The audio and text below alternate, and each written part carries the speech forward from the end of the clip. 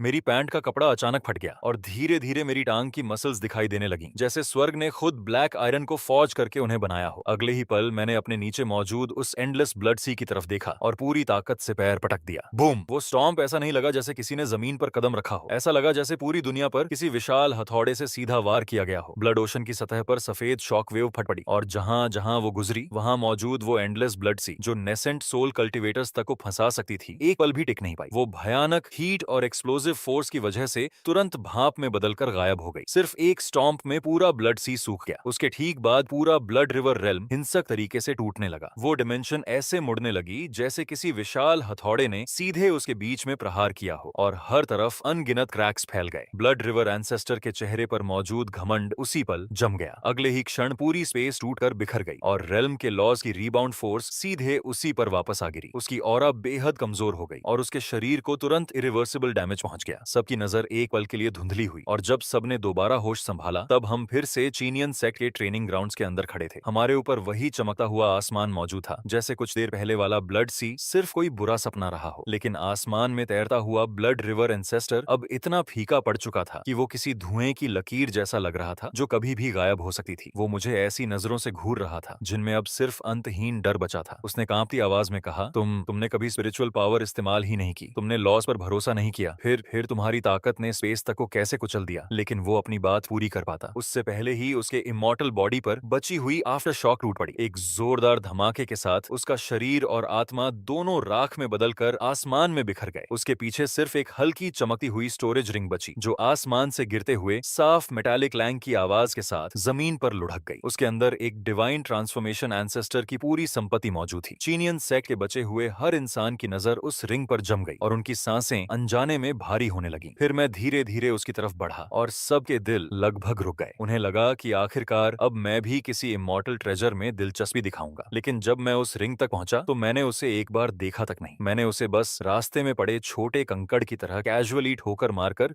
दूर किसी कोने में उड़ा दिया। फिर मैं टूटे हुए खंडहरों के बीच आगे बढ़ा और नीचे झुक गया। टूटे पत्थरों के ढेर के नीचे से मैंने वो वुडन बकेट उठाई जो एक्सप्लोजन्स में कुचलकर जगह जगह से छेदों से भर चुकी थी, और मैं बस वहीं खड़ा उस डैमेज्ड बकेट को अपने हाथ में पकड़े रहा। मैंने अपने हाथ में पकड़ी उस वुडन बकेट पर पड़े क्रैक्स को चुपचाप देखा और फिर निराश होकर लंबी सांस छोड़ी।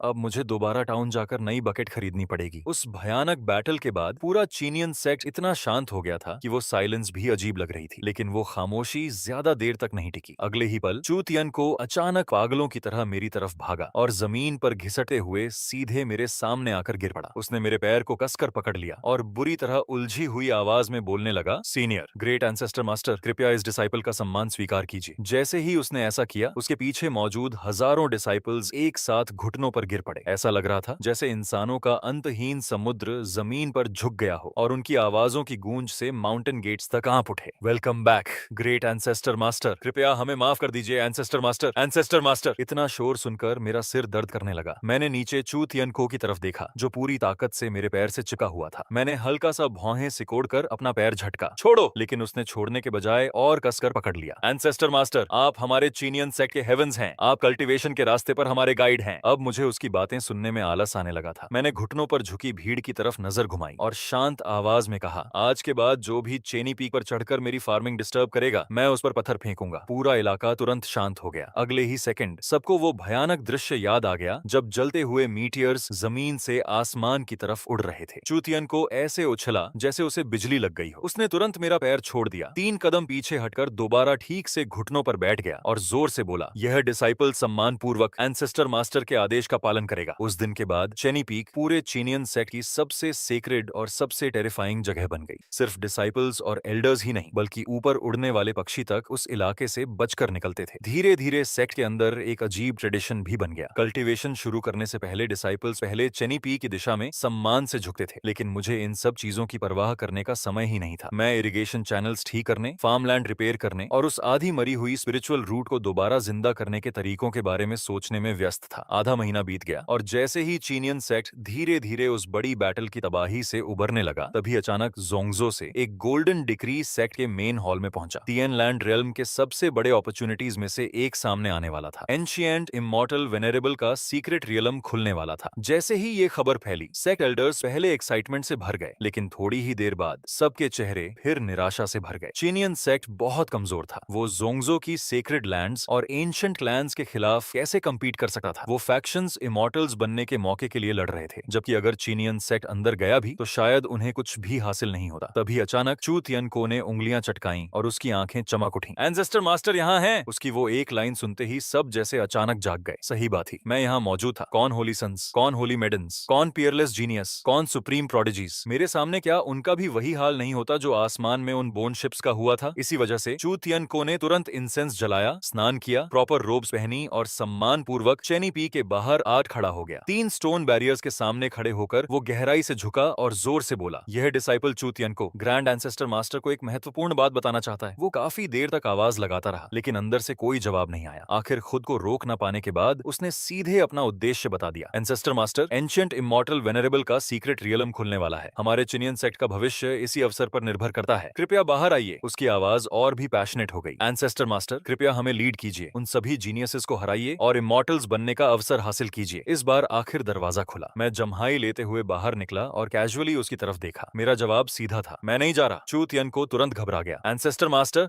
वो इमॉर्टल वेनेरेबल की इनहेरिटेंस है। मैंने आलस से कान खुजाया और कहा, क्या उसे खाया जा सकता है? फिर मैंने अपने फील्ड्स की तरफ देखा। मेरी स्पिरिट राइस पकने वाली है, मैं नहीं जा सकता। अब तक चू तियन को लगभग बेचैनी से जलने लगा था। उसने day time ascension, eternal life, heaven and earth के बराबर अस्तित्व, peerless inheritances, supreme magical treasures और लॉस्ट डिवाइन टेक्निक्स तक की बातें शुरू कर दी। उसने हर वो फायदा गिनाया जो उसके दिमाग में आ सकता था। लेकिन पूरी बातचीत के दौरान मैंने सिर्फ एक ही जवाब दिया, इंटरेस्ट इन्वेस्टेड नहीं हूँ। मैं मुड़कर वापस घर के अंदर जाने ही वाला था कि तभी अचानक चू तियन को कुछ याद आया। उसने अचानक जोर से एक शब्द चिल्लाया, फर्टिलाइजर। Grand master. दरवाजे पर रखा मेरा हाथ उसी पल रुक गया। मैंने धीरे धीरे अपना सिर पीछे घुमाया। उम्मीद की चमक देकर चू तियन को ने जल्दी से अपना आखिरी ट्रम्प कार्ड सामने रख दिया। मैंने एंशिएंट रिकॉर्ड्स की जांच की है। उस सीक्रेट रेल्म के बिल्कुल सेंटर में 10,000 ईयर जीरन स्पिरिट सॉइल का एक हिस्सा मौजूद है। वो दुनिया की शुरुआत के समय पैदा हुई ओरिजिनल अर्थ की एक स्ट्रैंड से बना था और उसमें एंडलेस वाइटैलिटी भरी हुई है। वो पूरी दुनिया की हाईएस्ट ग्रेड डिवाइन सॉइल है, अल्टीमेट फर्टिलाइजर। उसकी बात खत्म होते ही उसकी आंखों के सामने कुछ चमका। अगले ही सेकंड मैं उसकी कॉलर पकड़कर उसे हवा में लटकाए खड़ा था। मेरी आंखें चमक रही थीं और मेरी सांसें तक थोड़ी गर्म हो चुकी थीं। मैंने सीधे उसकी आंखों में देखते हुए धीरे धीरे पूछा,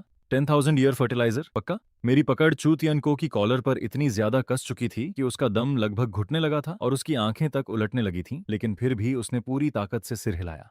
हाँ बिल्कुल, 10,000 जिन तो छोड़िए, उससे शायद 1 लाख जिन तक की स्पिरिट राइस भी उगाई जा सकती है।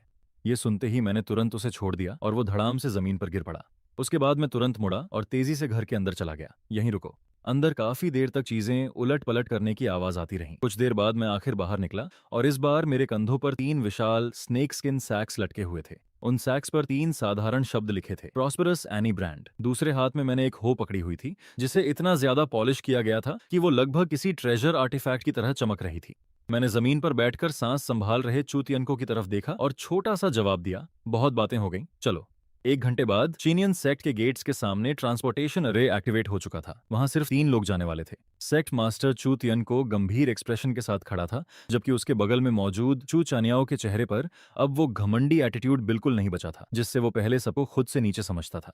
जिस दिन उसे सिर्फ सनफ्लावर सीड से क्लिफ वॉल पर ठोक दिया गया था और उसने अपनी आंखों से मुझे बोन शिप्स तोड़ते और नेसेंट सोल डोमेन को चलते देखा था, उसी दिन से उसकी नजरों में मेरे लिए हॉस्टिलिटी की जगह पागलपन जैसी वर्शिप आ चुकी थी। और जहां तक मेरी बात थी, मैं ग्रुप के सबसे आगे खड़ा था, एक जायंट सैक कंधे पर लटकाए हुए और बाकी 2 सैक्स अपनी कमर से बांधे हुए।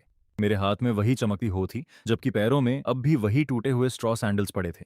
मुझे देखकर बिल्कुल ऐसा नहीं लग रहा था जैसे मैं इमॉर्टल डेस्टिनी के लिए कंपटीशन में जा रहा हूँ। मैं ज्यादा किसी ऐसे किसान जैसा लग रहा था जो फर्टिलाइजर खरीदने मार्केट जा रहा हो। और ऊपर से मैं इम्पेशेंट भी होने लगा था। जल्दी करो, तुम लोग इतने स्लो क्यों आने हो? अगर हम देर से पहुंचे और सारा फर्टिलाइजर पहले ही कोई ले गया तो? अचानक रोशनी की चमक फूटी और हम तीनों ट्रांसपोर्टेशन अरे के अंदर गायब हो गए। अगले ही पल हम जोंगो फॉलन इमॉर्टल वैली में पहुंच चुके थे। आसपास की स्पेस हल्की डिस्टॉर्ट हुई, जबकि स्पिरिचुअल लाइट हर तरफ फैल गई और वहां पहुंचते ही मुझे हेवन एंड अर्थ एनर्जी की इतनी घनी मौजूदगी महसूस हुई कि वो लगभग मेरे अस्तित्व के बिल्कुल उलट थी। पूरी वैली ग्रैंड इमॉर्टल ऑरा से भरी हुई थी। हर तरफ फ्रेशेस्ट ट्रेजर्स चमक रहे थे और ऑस्पिशियस लाइट पूरे इलाके को रोशन कर रही थी। ऊपर आसमान में सेक्रेड लैंड्स के होली सन्स 9 सिर वाले ड्रैगन्स द्वारा खींचे जा रहे गोल्डन चैरियट्स पर बैठे हुए थे, जबकि कुछ लोग 7 कलर्ड फ्लाइंग सोर्ड्स के ऊपर खड़े थे। इमॉर्टल सेक्स की होली मेडन्स बर्फ जैसी सफेद रोब्स पहने हवा में व्हाइट जे टावर्स पर सवार घूम रही थीं। एंशिएंट क्लैंस के एयर्स अजीब डिवाइन बीस्ट्स से घिरे हुए खड़े थे। उन सबके शरीरों के आसपास होली लाइट चमक रही थी और सिर्फ उनकी मौजूदगी ही बाकी लोगों को छोटा महसूस कराने के लिए काफी थी। ऐसा लग रहा था जैसे वो जन्म से ही दुनिया के सेंटर में खड़े होने के लिए पैदा हुए हों। धीरे धीरे उनकी नजरें हमारी तरफ मुड़ने लगीं। पहले उन्होंने बस कैजुअली चू तियन को और चू चानियाओ को देखा, जैसे वो कोई खास मायने ही नहीं रखे। लेकिन फिर उनकी नजर मुझ पर आकर टिक गई। एक ऐसा आदमी जो अपने पीछे जायंट स्नेक स्किन सैक्स घसीट रहा था, हाथ में हो पकड़े था, पैरों में टूटे स्ट्रॉ सैंडल्स पहने हुए था और ऐसे घूम रहा था जैसे कोई बूढ़ा किसान जिंदगी में पहली बार शहर आया हो। अगले ही पल पूरा fallen immortal valley मॉकिंग looks, ridicule और अविश्वास से भर गया और उन सबकी नजरें सीधे मुझ पर टिक चुकी थीं। थोड़ी देर की खामोशी के बाद पूरा फॉलन इमॉर्टल वैली अचानक जोरदार हंसी से गूंज उठा। सबसे पहले शेनो सेक्रेड लैंड का होली सन लॉन्ग एशियन 9 काले ड्रैगन्स द्वारा खींचे जा रहे गोल्डन चैरियट पर सवार होकर आया। उसके बाद याओची की होली मेडन सफेद जेड टावर पर बैठी हुई पहुंची। फिर शूसन सोर्ड सेक्ट का चीफ डिसाइपल आया, जो एक एंशिएंट सोर्ड के ऊपर खड़ा था, जिसकी सोर्ड एनर्जी सीधे हेवंस तक जा रही थी। हर होली सन और होली मेडन के चारों तरफ डैजलिंग डिवाइन लाइट चमक रही थी। उनकी एंट्रीज इतनी ग्रैंड थी कि हर नया आने वाला पिछले से ज्यादा इंपोजिंग लग रहा था। लेकिन जब बात मेरी आई, स्नेक स्किन सैक्स घसीटे हुए, हाथ में हो पकड़े टेलीपोर्टेशन प्लेटफॉर्म पर टूटे हुए स्ट्रॉ सैंडल्स पहनकर खड़े एक आदमी की, तो सबकी नजर एक साथ मुझ पर टिक गई। इसमें किसी की गलती भी नहीं थी। मैं सच में किसी ऐसे बूढ़े गांव वाले किसान जैसा लग रहा था जो शहर में सब्जी खरीदने आया हो। अगले ही पल हर दिशा से मॉकिंग लाफ्टर और रिडिक्यूल की आवाजें हम तीनों पर टूट पड़ी। क्या चीनियन सेक्ट में और कोई बचा नहीं? ये किसी गांव के किसान को यहाँ क्यों ले आए?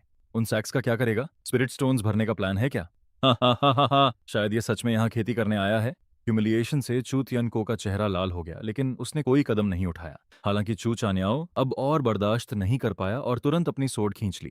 अर्ली नेसेंट सोल कल्टीवेटर की सोड ऑरा सीधे आसमान में उठी और उसने अपनी सोड सबसे जोर से हंसने वालों की तरफ तान दी। कैओस शुरू होने ही वाला था कि मैंने कैजुअली हाथ बढ़ाकर उसके शोल्डर को हल्के से पकड़ लिया। इनसे बहस करके क्या मिलेगा? मैंने कंधे पर रखा सैक ठीक करते हुए जम्हाई ली, फिर बेहद गंभीर आवाज में बोला, जैसे मैं कोई बहुत जरूरी बात कर रहा हूं। अपनी ताकत बचाकर रखो, अंदर जाकर काफी सॉइल खोदनी पड़ेगी। चूचानियाओ एक पल के लिए जम गया, फिर चुपचाप स्वॉर्ड वापस शीथ में डालकर मेरे पीछे आकर खड़ा हो गया। लेकिन लॉन गोशन की नजरों में उस सीन का मतलब बिल्कुल अलग था। उसे साफ लगा कि मैं सिर्फ ट्रबल से बचने वाला कावर्ड हूँ। मैंने अपनी सेक्ट के इकलौते लड़ने वाले इंसान को रोक दिया था और खुद पीछे हटना चुन लिया था। कावर्ड, उसने ठंडी आवाज में तिरस्कार से कहा। उसकी आंखें कंटेम्प्ट से भरी हुई थीं। लेकिन अगले ही पल उसने चुपचाप अपना प्रेशर छोड़ दिया। वो पीक गोल्डन कोर स्टेज की शक्ति थी, लेकिन उसी रेल्म के आम कल्टीवेटर से कहीं ज्यादा भयानक। वो इनविजिबल फोर्स किसी विशाल टाइडल वेव की तरह मेरी तरफ टूटी। वो चाहता था कि मैं सबके सामने घुटनों पर गिर जाऊं, लेकिन ह्यूमिलेशन तुरंत हुआ, बस मेरा नहीं। चू तियनको और चू चानियाओ दोनों का चेहरा तुरंत सफेद पड़ गया। उन्हें ऐसा लगा जैसे कोई विशाल माउंटेन उन पर गिर पड़ा हो और खड़े रहने के लिए उन्हें अपनी पूरी स्पिरिचुअल पावर इस्तेमाल करनी पड़ रही थी। लेकिन मेरे लिए वो पूरी तरह मीनिंगलेस था। माउंटेन्स क्रश कर देने वाला वो प्रेशर मेरे शरीर पर गिरा, लेकिन मुझे घुटनों पर झुकाना तो दूर, मेरे पुराने पैचवर्क क्लॉथ्स तक हल्के से नहीं हिले। सच कहूं तो मुझे थोड़ा ठंडा सा महसूस हुआ। पहले मैंने कैजुअली अपना कान खुजलाया, फिर नीचे झुककर अपने स्ट्रॉ सैंडल्स की स्ट्रैप्स कसने लगा। यहाँ तक कि मैंने वैली के आसपास ऐसे नजर दौड़ाई जैसे देख रहा हूँ कि खेती के लिए कौन सी जमीन सबसे अच्छी रहेगी। लॉन गोशन का एक्सप्रेशन तुरंत बदल गया। पहले उसने गहरी भौहें सिकोड़ लीं, फिर उसने प्रेशर और बढ़ाया, यहाँ तक कि आसपास की स्पेस में वेव्स बनने लगीं। लेकिन मैं अब भी पूरी तरह अनइंटरेस्टेड दिख रहा था। इसी वजह से उसने तुरंत अपने दिमाग में दूसरी एक्सप्लेनेशन बना ली। तुम्हारे पास जरूर कोई बॉडी प्रोटेक्टिंग ट्रेजर है, कोई रेयर हेवनली आर्टिफैक्ट जो तुम्हारी असली ताकत छिपा रहा है। अगले ही पल उसकी आंखों में ग्रीड भर गई। उसके दिमाग में एक ही बात घूम रही थी, मेरे जैसे किसान के पास ऐसा ट्रेजर होने का कोई हक नहीं। मुझे मारकर आर्टिफैक्ट छीन लेना चाहिए। लेकिन उसके मन में ये विचार पूरी तरह बन भी नहीं पाया था कि तभी फॉलन इमॉर्टल वैली के सेंटर से दुनिया हिला देने वाला एक्सप्लोजन गूंज उठा। बूम! स्पेस में अचानक बिना वार्निंग के एक विशाल क्रैक खुल गया। उसके अंदर से एंडलेस डिवाइन लाइट फूट निकली और उसके साथ इतनी घनी एंशिएंट स्पिरिचुअल एनर्जी बाहर निकली कि सांस लेना तक मुश्किल लगने लगा। सीक्रेट रेल्म खुल चुका था और उसी पल हर कोई पूरी तरह पागल हो गया। Holy sons, holy maidens, ancient clans के एयर्स, सब फ्रेश मीट देख चुके भेड़ियों की तरह टूट पड़े। हर किसी ने अपनी यूनिक पावर्स एक्टिवेट की और स्पेशल क्रैक की तरफ दौड़ पड़ा, क्योंकि सबको डर था कि अगर वो एक कदम भी पीछे रह गए तो इमॉर्टल वेनरेबल की इनहेरिटेंस किसी और के हाथ लग जाएगी। लेकिन मुझे बिल्कुल भी जल्दी नहीं थी। पहले मैंने ध्यान से चेक किया कि तीनों सैक्स में कहीं छेद तो नहीं है। फिर मैंने अपनी होई उठाकर जमीन पर हल्का टैप किया, जैसे हाथ में उसका बैलेंस चेक कर रहा हूं, और संतुष्ट होकर सिर हिला दिया। अपना सारा इक्विपमेंट उठाकर मैं धीरे धीरे स्पेशल क्रैक की तरफ चल पड़ा। लेकिन जैसे ही मेरा एक पैर अंदर गया, रोर! अचानक क्रैक की गहराई से ऐसी टेरिफाइंग ड्रैगन रोअर गूंजी जो सीधे आत्मा को कुचल सकती थी। अगले ही पल जो जीनियस सबसे पहले अंदर घुसे थे, वो सब मक्खियों की तरह उड़कर पीछे फेंक दिए गए। एक एक करके वो जोर से जमीन पर जा गिरे। ये देखकर मैंने चुपचाप अपना पैर वापस बाहर खींच लिया। पहले मैं नीचे झुका और अपने सैक्स पर लगी धूल साफ की, फिर आखिर सिर उठाकर देखा कि हुआ क्या है। क्रैक के किनारे अंधेरे के अंदर से धीरे धीरे एक विशाल ड्रैगन हेड बाहर निकला। वो सैकड़ों फीट लंबा एक एंशिएंट ब्लैक ड्रैगन था। उसकी स्केल्स रात से भी ज्यादा काली थीं और उसके शरीर से निकलती टेरिफाइंग पावर ने पूरे आसमान को ढक लिया था। उस ब्लैक ड्रैगन की शक्ति साफ तौर पर नेसेंट सोल रेल्म से आगे निकलकर स्पिरिट ट्रांसफॉर्मेशन रेल्म में प्रवेश कर चुकी थी। कुछ ही पल पहले तक घमंड से भरे घूम रहे सारे जीनियसेस के चेहरे उसी समय सफेद पड़ गए। लेकिन इमॉर्टल वेनरेबल की इनहेरिटेंस का लालच इतना बड़ा था कि कोई पीछे हटने को तैयार नहीं था। लॉन गोशन ने दांत भींचे और सबसे पहले आगे बढ़ा। ये सीक्रेट रियलम की पहली ट्रायल है, सब मिलकर इसे तोड़ो। वो जोर से चिल्लाया और अगले ही पल उसने अपनी divine lightning dragon control art activate कर दी। 9 dragon shaped shadows purple gold light के पिलर्स में बदल गईं और पूरी ताकत से ब्लैक ड्रैगन की तरफ जा टकराईं। उसके तुरंत बाद याओची की Holi light, Shushan sword arts और काउंटलेस डिवाइन एबिलिटीज एक साथ फूट पड़ी। अगले ही पल पूरा आसमान ट्रेजर्स की रोशनी से चमक उठा, जबकि नेचुरल लॉज आपस में इंटरट्वाइन होने लगे। पूरा दृश्य ऐसा लग रहा था जैसे खुद आसमान टूटने वाला हो। लेकिन नतीजा बेहद शर्मनाक निकला। लगातार मेटेलिक क्लैंग्स की आवाजों के बाद माउंटेन्स फ्लैटन कर देने और सीज उलट देने वाली वो डिवाइन एबिलिटीज ब्लैक ड्रैगन की स्केल्स पर सिर्फ छोटी स्पार्क्स ही पैदा कर पाईं। वो उसकी डिफेंस तक नहीं तोड़ सकी। उसकी स्केल्स पर एक स्क्रैच तक नहीं आया। वो इमॉर्टल आर्ट्स कम और खुजली मिटाने की कोशिश ज्यादा लग रही थी। ब्लैक ड्रैगन खुद भी अब इरिटेट होने लगा था। उसने धीरे धीरे अपना विशाल मुंह खोला। भागो, पीछे हटो। लॉन्ग ओशन ने बस इतना ही चिल्लाया था कि पिच ब्लैक ड्रैगन ब्रेथ पूरे बैटलफील्ड पर स्वीपिंग करती हुई निकल गई। वहां कोई एक्सप्लोजन नहीं हुआ, कोई ड्रामेटिक क्लैश नहीं हुआ, सिर्फ कंप्लीट अनाइलेशन हुई। सेक्रेड लैंड्स के 3 डिसाइपल्स जो समय पर डॉज नहीं कर पाए, अपने ट्रेजर्स सहित उसी पल राख बन गए। इस बार सब सच में डर चुके थे। वो पागलों की तरह पीछे हटने लगे और अब कोई भी आगे बढ़ने की हिम्मत नहीं कर रहा था। लेकिन उसी डेफनिंग साइलेंस और डिस्पेयर के बीच मैं शांति से अपनी हो उठाए भीड़ के बीच से चलता हुआ सबसे आगे पहुंच गया, क्योंकि मैं ब्लैक ड्रैगन को देख ही नहीं रहा था। मेरी नजर तो उसके पीछे मौजूद जमीन पर टिक चुकी थी। एंशियंट फॉर्मेशन के सेंटर में लगभग 10 म्यू चौड़ी 5 कलर्ड स्पिरिचुअल सॉइल हल्की रोशनी छोड़ रही थी। उससे निकलती लाइफ ऑरा इतनी घनी थी कि वो लगभग हवा में ओवरफ्लो हो रही थी। 10,000 ईयर्स ईरान स्पिरिट अर्थ। मेरी आंखें उसी पल चमक उठीं। मैंने अपने और फर्टिलाइजर के बीच खड़े उस विशाल ब्लैक ड्रैगन को देखा और मेरी भौहें और ज्यादा सिकुड़ गईं। आखिर मैं खुद को रोक नहीं पाया और सीधे उसकी तरफ देखकर चिल्लाया, तू बहुत बड़ा है, मेरी डिगिंग ब्लॉक कर रहा है, साइड हट। पूरा इलाका तुरंत शांत हो गया। लॉन्ग ओशन तो लगभग हंस ही पड़ा। उसकी नजरों में मैं सच में स्पिरिट ट्रांसफॉर्मेशन रियलम के डिमोनिक बीस्ट से बात करके उसे मनाने की कोशिश कर रहा कोई गनवार किसान था। लेकिन अगले ही पल ब्लैक ड्रैगन पूरी तरह फ्यूरियस हो गया। उसकी टेल इतनी ताकत से मेरी तरफ नीचे आई कि उससे पैदा हुई सोनिक एक्सप्लोजन ने आसपास की स्पेस तक डिस्टॉर्ट कर दी। ये हमला इतना खतरनाक था कि गोल्डन कोर या नासेंट सोल कल्टीवेटर्स तो दूर, खुद स्पेस तक उसके प्रेशर से मुड़ रही थी। चूतियनको का दिल ठंडा पड़ गया और उसने लगभग निराशा में आंखें बंद कर लीं। लेकिन मैंने डॉज करने की कोशिश तक नहीं की। टेल मेरे सिर पर गिरने ही वाली थी कि मैंने आलस से अपना दायां हाथ उठाया और उसे पकड़ लिया। बूम! वो टेल जो नासेंट सोल कल्टीवेटर की सोल तक क्रश कर सकती थी, अचानक मेरी हथेली में रुक गई। उसके पीछे की सारी काइनेटिक फोर्स मेरे हाथ को छूते ही ऐसे गायब हो गई जैसे कोई बबल फूटकर खत्म हो जाए। ऐसा लगा जैसे कुछ हुआ ही नहीं। आसपास खड़े सब लोग मुंह खोले, बस मुझे घूरते रह गए।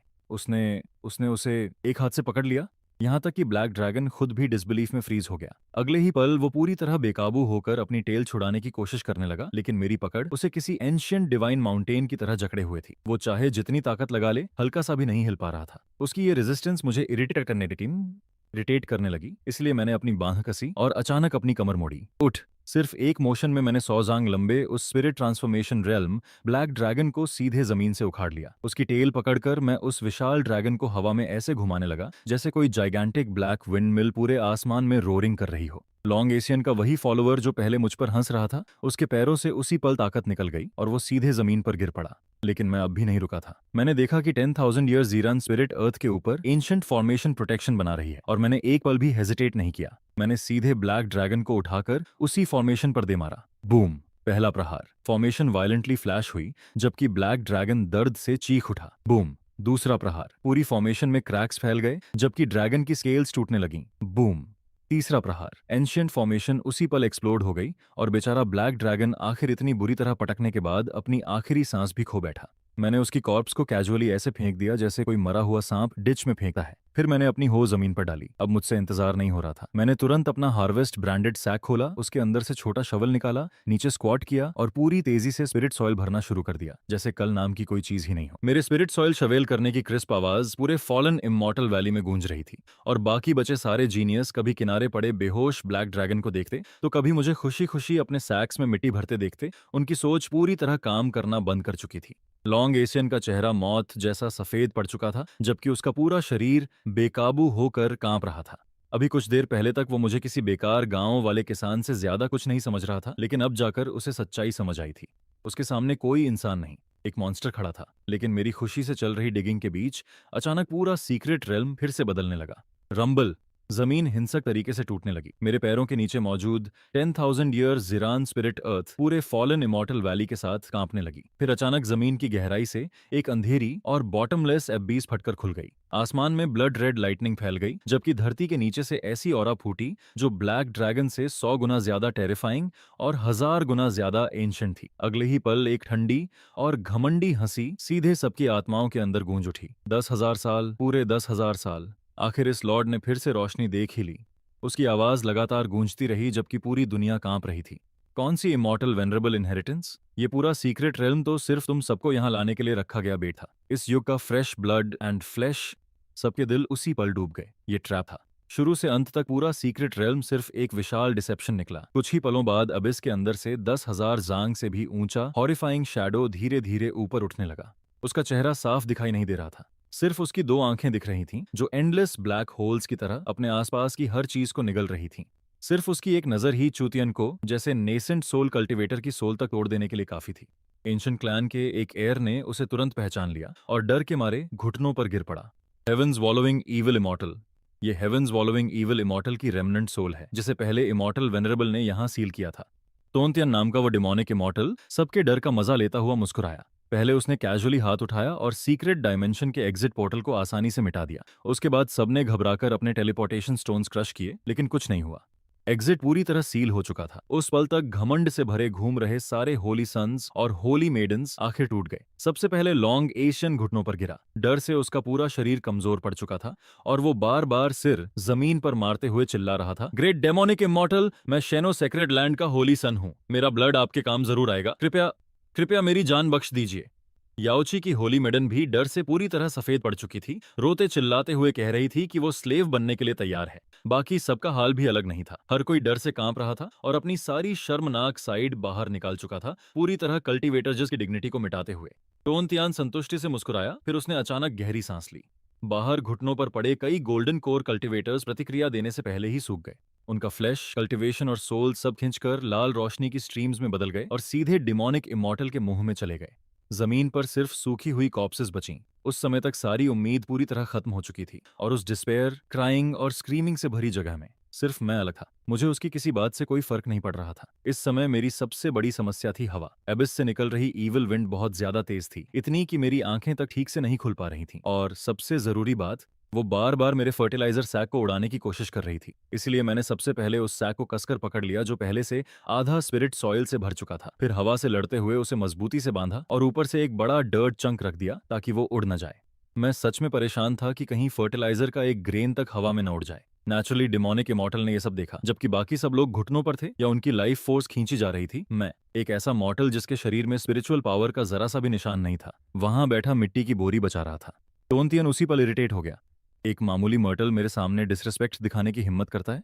उसकी बात खत्म होते ही उसने हैंडसील बनाया और सीधे ऐसी फोर्बिडन टेक्निक इस्तेमाल कर दी जो इस दुनिया के लॉज से भी ऊपर थी, द ग्रेट आर्ट ऑफ कर्म सीजर। अगले ही पल हर दिशा से काउंटलेस इनविजिबल थ्रेड्स अचानक प्रकट हुए और तुरंत मेरी आर्म्स, लेग्स, नेक और फॉरहेड के बीचों बीच लिपट गए।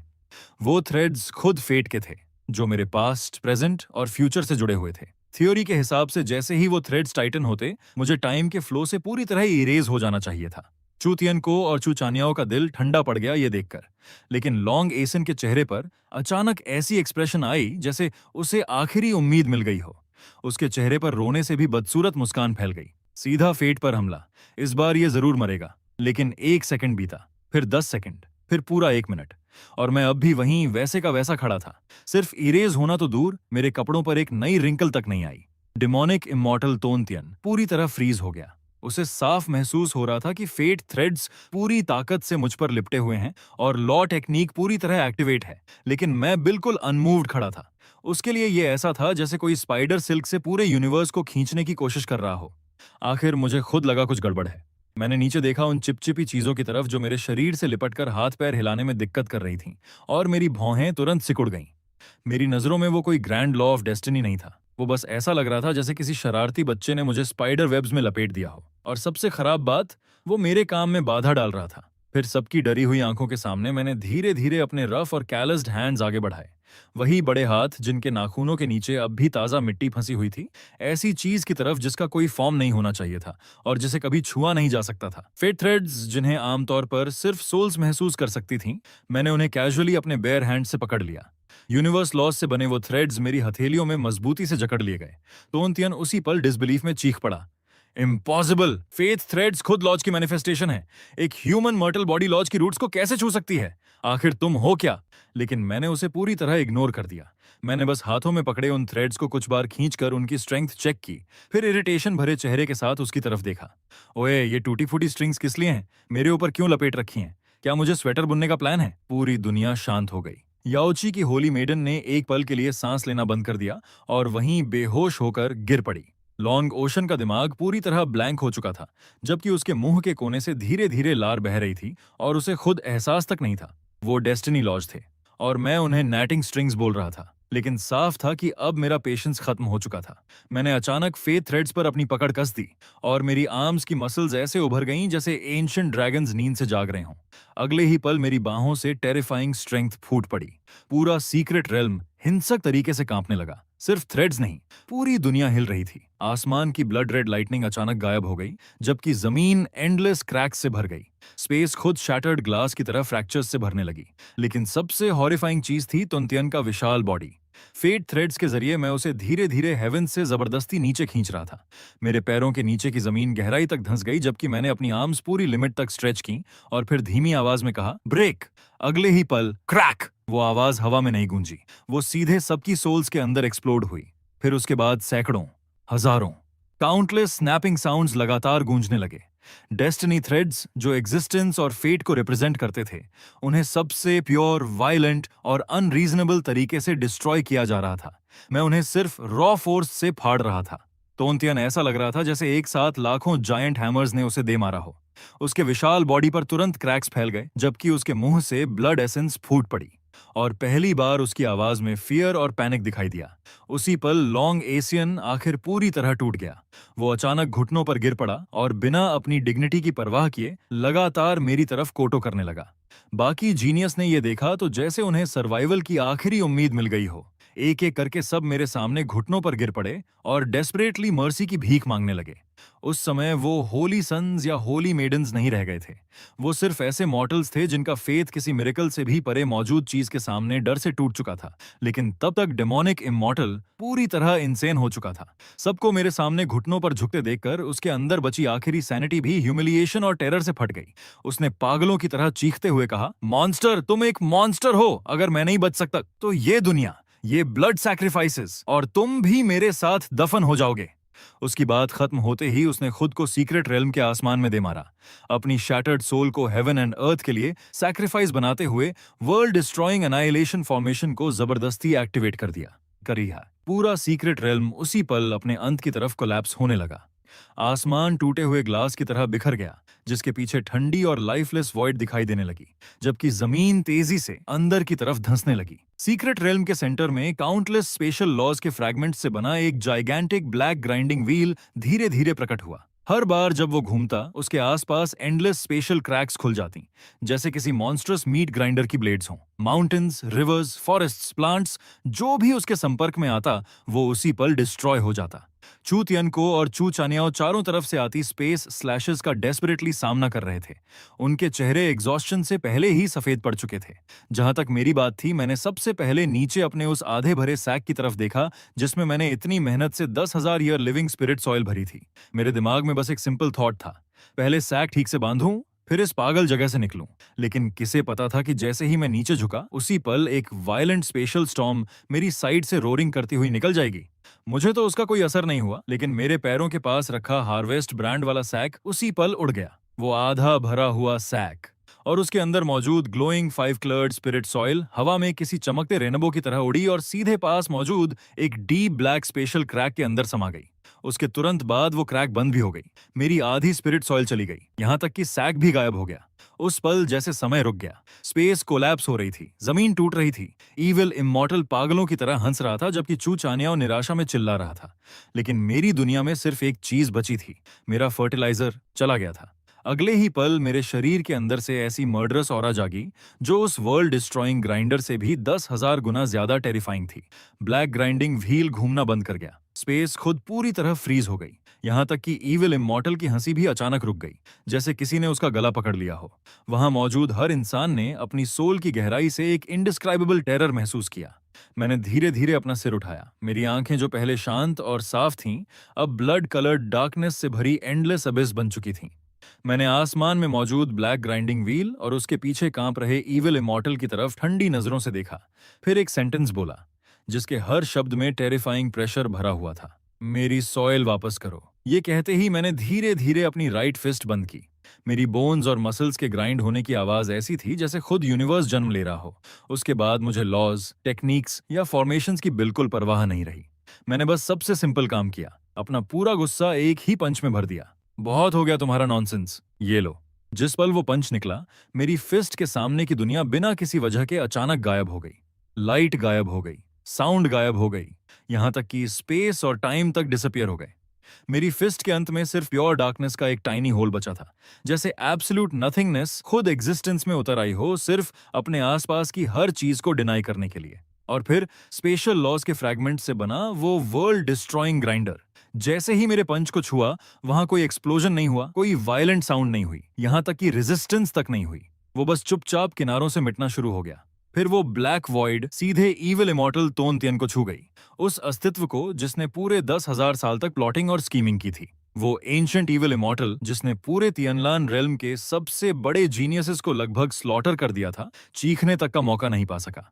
उसके कार्मा, मेमोरीज और एग्जिस्टेंस के हर निशान के साथ उसे पूरी तरह नथिंगनेस में क्रश कर दिया गया। वो एशेज में नहीं बदला, उसे सीधे इरेज कर दिया गया। लेकिन मेरा पंच अभी खत्म नहीं हुआ था। ग्राइंडर और ईविल इमॉर्टल को मिटाने के बाद वो सीधा सीक्रेट रेल्म की बैरियर से जा टकराया। क्रैक! एक तेज आवाज गूंजी जिसने सबकी सोल्स तक हिला दी, और अगले ही पल पूरा ब्लड रेड स्काई टूटे हुए ग्लास की तरह बिखर गया। बिलियंस ऑफ ब्लैक क्रैक्स पूरे सीक्रेट रेल्म में फैल गईं। फिर अगले ही सेकंड वो पूरा मिनिएचर वर्ल्ड अंदर से सिर्फ मेरे एक पंच की वजह से डिस्ट्रॉय हो गया। फ्रैगमेंटेड स्पेस हर दिशा में बिखर गई, जबकि सबके पैरों के नीचे की जमीन गायब हो गई। सारे सर्वाइवर्स एक साथ नीचे गिरे, और जब उन्होंने दोबारा आंखें खोलीं, तो वो सेंट्रल स्टेट के फॉलन इमॉर्टल वैली में फेंके गए पुराने सैक्स की तरह जमीन पर आकर गिरे। आसमान के ऊपर एक इनॉर्मस ब्लैक होल दिखाई दे रहा था, जैसे किसी ने हेवन का एक हिस्सा जबरदस्ती उखाड़कर हटा दिया हो। सिर्फ उसे देखना ही टेरिफाइंग था। लॉन्ग ओशन, याओची की होली मेडेन, चू तियान को सब जमीन पर फैले हुए कांप रहे थे। ब्लैक होल की तरफ नजर उठाने तक से उनके अंदर हॉरर भर जा रहा था। लेकिन उसी समय रबल के बीच से कपड़ों से धूल झाड़ने की आवाज आई। मैं गालियां बड़बड़ाते हुए ब्रोकन स्टोन्स के ढेर से खड़ा हुआ, और मेरे हाथ में अब भी हर्वेस्ट ब्रांड लिखा हुआ फटा हुआ आधा सैक था। सैक का ओपनिंग पूरी तरह फट चुका था और उसके अंदर कुछ नहीं बचा था। मैंने नीचे सिर झुकाकर उसे देखा, फिर आसपास के रूइंड सराउंडिंग्स की तरफ नजर डाली। जितना ज्यादा सोचता उतना ज्यादा गुस्सा आता। धत्त तेरे की, कैसा ट्रैश सीक्रेट रेल्म था वो। सॉइल बेकार थी, ऊपर से हवा भी पागलों जैसी तेज थी। आधे दिन की मेहनत पूरी वेस्ट हो गई। ये कहने के बाद मैंने कैजुअली उस फटे हुए सैक को फेंक दिया, अपनी हो उठाई जिसे मैंने शुरू से अंत तक छोड़ा तक नहीं था, और वापस मुड़कर चल पड़ा। जैसे ही मैं आगे बढ़ा, जमीन पर पड़े सारे होली सन्स और होली मेडन्स ऐसे पैनिक में पीछे रेंगने लगे जैसे उन्होंने कोई गोस्ट देख लिया हो। मैं जितना एक कदम आगे बढ़ाता, वो उतना पीछे हट जाते। आखिर पूरा फॉलन इमॉर्टल वैली मेरे लिए खुद ब खुद एक विशाल रास्ता खोलकर खड़ा हो गया। हर कोई अपनी कमर 90 डिग्रीज तक झुकाए सिर नीचे किए खड़ा था, इतनी खामोशी में कि कोई जोर से सांस लेने की हिम्मत तक नहीं कर रहा था। ऐसा लग रहा था जैसे मॉर्टल्स के बीच चल रहे किसी एंशिएंट गॉड को विदा किया जा रहा हो। चुतियन को और चू चोंग जाओ जल्दी से जमीन से उठे और मेरे पीछे पीछे चलने लगे। चलते चलते चू चोंग जाओ की आंखें और ज्यादा चमकने लगीं। पहले उसने मेरी पीठ की तरफ देखा जहां मैं अपनी हो घसीटते हुए चल रहा था। फिर उसने सिर उठाकर आसमान में मौजूद इनॉर्मस ब्लैक होल को देखा। ऐसा लगा जैसे उसके दिमाग के अंदर थंडर एक्सप्लोड हुआ हो और उसे अचानक एनलाइटनमेंट मिल गई हो। कौन सा सोर्ड पाथ, कौन से लॉज, कौन सी डिवाइन एबिलिटीज, ये सब मीनिंगलेस हैं। एब्सोल्यूट स्ट्रेंथ के सामने हर ट्रिक और टेक्निक सिर्फ इल्यूजन है। उसके होंठ बुरी तरह कांप रहे थे, जबकि एक्साइटमेंट से उसका पूरा शरीर हिल रहा था। वो लगातार खुद से बड़बड़ाता जा रहा था। अब समझ आया। Dao gave birth to one, one gave birth to two, two gave birth to three, and three gave birth to all things. लेकिन ऑल थिंग्स का ओरिजिन, क्या वो हमेशा से वही नहीं था? यही है, यही असली आंसर है।